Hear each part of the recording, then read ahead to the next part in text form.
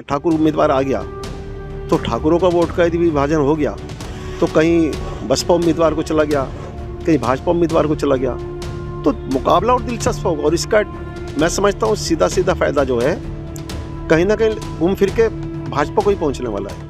पश्चिमी उत्तर प्रदेश की कैराना लोकसभा को लेकर सहारनपुर के पत्रकारों की क्या कुछ राय है, क्या वो समझते हैं कि कैराना लोकसभा इस बार क्या होने जा रहा है? क्योंकि अभी तक सिर्फ भारतीय जनता पार्टी और गठबंधन ने ही अपने वहां पर प्रत्याशी घोषित किए हैं। हालांकि बहुजन समाज पार्टी भी उस सीट से ठाकुर प्रत्याशी उतारने जा रही है। ऐसे में मुकाबला जो है वो कहीं ना कहीं त्रिकोणीय हो गया है। उसी पर बात करेंगे। सबसे पहले राजेश जैन जी है, उनसे डिस्कस कर लेते हैं। जैन साहब, आपको क्या लगता है कि अब तो वहाँ पर फाइट तो पहले इकरा की और भाजपा के साथ थी, लेकिन अब बहुजन समाज पार्टी कहीं ना कहीं ठाकुर प्रत्याशी उतार कर वहाँ पर मामले को त्रिकोणीय बना रही है? नहीं, बिल्कुल ठीक है। अभी तक की जो लड़ाई थी आमने सामने की थी।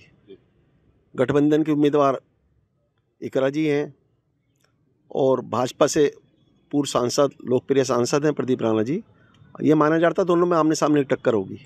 लेकिन बसपा ने जिस तरह से ठाकुर उम्मीदवार उतारने की बात सामने आ रही है, उससे मुकाबला तिकोना तो होगा, लेकिन बड़ा कहना चाहिए एक जो अब तक क्यास लगा जा रहे थे उस क्यास पे कहीं ना कहीं एक फेरबदल होने की उम्मीद हो सकती है।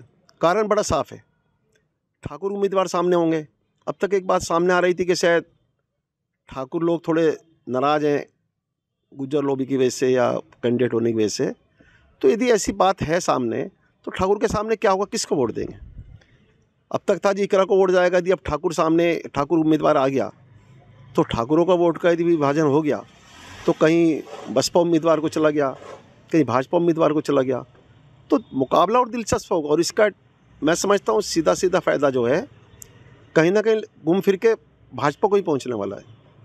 ठीक है, मशहूर भाई, आप क्या रखते हैं राय इस पर अपनी?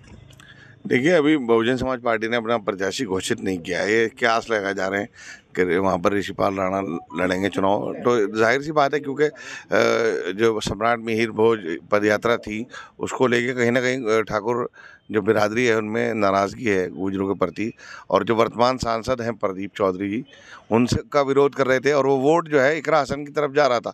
अगर बहुजन समाज पार्टी किसी ठाकुर को प्रत्याशी बनाएगी तो निश्चित रूप से वोट उनके मुखालफत में जा रहा था भाजपा के, अब वो जाएगा बसपा की तरफ, तो इसका सीधा सा फायदा भाजपा को होगा। मतलब मानते हैं कि इंडिया गठबंधन को नुकसान होगा कहीं ना कहीं से? हाँ बिल्कुल, इंडिया गठबंधन के पास वोट जाना था, वो वोट जो है नहीं जाएगा। तो और वहाँ पर ज़रूरी भी है, बगैर हिंदू वोट के इकरा हसन का जीतना बड़ा मुश्किल है। तो उन्हें बहुत ज़रूरी था कि पिछली बार जब उनकी माता जी उपचुनाव में जीती थी तो रालोद उनके साथ थी, बसपा का भी साथ था और समाजवादी पार्टी भी साथ थी, रालोद के निशान पे जीती थी। और 19 में इसीलिए नहीं जीत पाई क्योंकि वोट जो है बिखर गया था। ठीक, मुकेश गुप्ता जी यहाँ पर हैं। आप ये बताइए कि क्या लगता है कि बसपा का प्रत्याशी क्या खेल बिगाड़ेगा इस बार वहाँ पर? देखिए, आरएलडी से गठबंधन के बाद भाजपा जो है मजबूत स्थिति में आ गई थी, लेकिन जो ऐन वक्त पे बीएसपी ने जो ठाकुर समाज से कैंडिडेट खड़ा किया है, तो जाहिर सी बात है जो ठाकुर बिरादरी का मत है कहीं ना कहीं जो है भाजपा का वोट बैंक माना जाता था। अगर वो उसकी तरफ डाइवर्ट हो गया तो कहीं ना कहीं भाजपा का नुकसान जरूर होगा। लेकिन जो अभी तक के जो समीकरण बने वहाँ पर सीधा मुकाबला तो गठबंधन और भाजपा के बीच में था, लेकिन अब जैसे कि माना जा रहा है कि बसपा वहाँ से ऋषिपाल राणा को अपना प्रत्याशी उतार सकती है, तो क्या लगता है कि माहौल किसके पक्ष में जाएगा? भाजपा को फायदा मिलेगा या इकरा को नुकसान होगा, ये बताइए। देखिए, बसपा ने जो प्रत्याशी उतारा, बसपा तो कभी वहाँ दौड़ में रही नहीं। दौड़ में हमेशा जो है या तो इकरा का परिवार रहा है या भारतीय जनता पार्टी रही है। तो इस बार जो समीकरण अगर हम देखें तो ये कहना बड़ा मुश्किल है कि पलड़ा किस ओर भारी होगा। हाँ, ये जरूर माना जा रहा है कि इसके खड़े होने से भाजपा का नुकसान जरूर हो रहा है। ठीक है, जैन साहब ये बताइए कि जो ये सीट है कैराना, इसको जाट, मुस्लिम और दलित बहुल्य सीट माना जाता है, काफ़ी संख्या में वहाँ पर हैं, लेकिन जो ठाकुर प्रत्याशी वहाँ पर उतारने जा रहे, तो क्या इसके पीछे क्या कुछ गेम हो सकता है बहुजन समाज पार्टी का? देखिए, यदि साफ खुले रूप में बात सुनो, बसपा कोई गेम क्या करती क्या नहीं किसी को नहीं पता है। उनकी सुप्रीमो मायावती जी को क्या गेम खेलना है, क्या नहीं खेलना है, क्या उनके मन की सोच है, इसको कोई नहीं समझ पाता। जो स्थिति सामने आ रही है बसपा की, वो किसी से छुपी नहीं है।